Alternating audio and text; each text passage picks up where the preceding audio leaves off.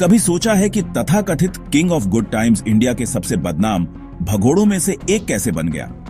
चलो विजय माल्या के स्कैम की पूरी कहानी जानते हैं। विजय माल्या सिर्फ कोई बिजनेसमैन नहीं था, वो किंगफिशर बियर और किंगफिशर एयरलाइंस का चेहरा था। वो लग्जरी लाइफ जीता था, सबसे ग्रैंड पार्टियां फेंकता था और एक शानदार टाइकून के रूप में अपनी इमेज बनाई थी। लेकिन ग्लैमर के पीछे चीजें खराब हो रही थी। यह सब 2005 में शुरू हुआ जब माल्या ने किंगफिशर एयरलाइंस लॉन्च की। सपना बड़ा था, इंडिया की बढ़ती मिडिल क्लास के लिए प्रीमियम फ्लाइंग, लेकिन एयरलाइन कैश जला रही थी। हर साल करोड़ों का नुकसान हो रहा था। 2012 तक किंगफिशर एयरलाइंस क्रैश हो गई थी।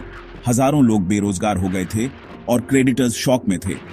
तो पैसा कहां से आया? माल्या ने इंडियन बैंकों से बड़े बड़े लोन लिए थे, कुल मिलाकर लगभग Rs9,000 करोड़। हम SBI, PNB और IDBI जैसे बड़े नामों की बात कर रहे हैं। लेकिन जब एयरलाइन फेल हो गई तो वो लोन नॉन परफॉर्मिंग एसेट्स बन गए। माल्या ने डिफॉल्ट कर दिया और बैंक खाली वादे लेकर रह गए। अथॉरिटीज ने जल्द ही उस पर जानबूझकर डिफॉल्ट और मनी लॉन्ड्रिंग का आरोप लगाया। और मार्च 2016 में जैसे ही बैंकों ने रिकवरी प्रोसीडिंग्स शुरू की, माल्या ने वो किया जिसका ज्यादातर लोग केवल सपना देख सकते हैं। वो चुपचाप इंडिया छोड़कर यूके चला गया। रातों रात वो पार्टी किंग से फ्यूजिटिव इकोनॉमिक ऑफेंडर बन गया। अब आपको लग सकता है कि यह एंड था, लेकिन कहानी में एक दिलचस्प मोड़ आता है। एनफोर्समेंट डायरेक्टरेट, यह इंडिया के फाइनेंशियल शर्लक होम्स जैसा है, ने कदम उठाया। उन्होंने prevention of money laundering act का इस्तेमाल करके माल्या की एसेट्स जब्त कर ली। और यहां सबसे बड़ी बात है, दिसंबर 2024 तक इन एसेट्स से Rs14,000 करोड़ से ज्यादा रिकवर किए गए और पब्लिक सेक्टर बैंकों को लौटा दिए गए। यह तो ओरिजिनल स्कैम से भी ज्यादा है। लेकिन माल्या का क्या? इंडियन गवर्नमेंट उसे वापस लाने के लिए लगातार काम कर रही है।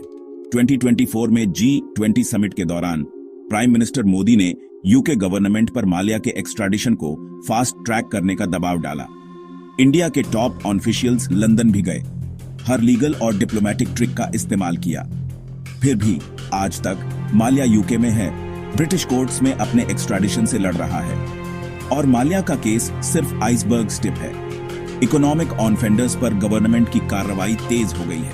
दूसरे हाई प्रोफाइल स्कैम्स जैसे नीरव मोदी और मेहुल चोकसी से हजारों करोड़ रिकवर किए गए हैं। नए कानूनों और इंटरनेशनल कूपरेशन की वजह से ब्लैक मनी के खिलाफ इंडिया की लड़ाई पहले से ज्यादा स्ट्रांग है।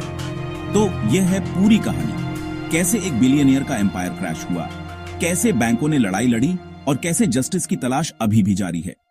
आपको क्या लगता है, क्या विजय माल्या कभी इंडिया में जस्टिस का सामना करने के लिए वापस आएगा?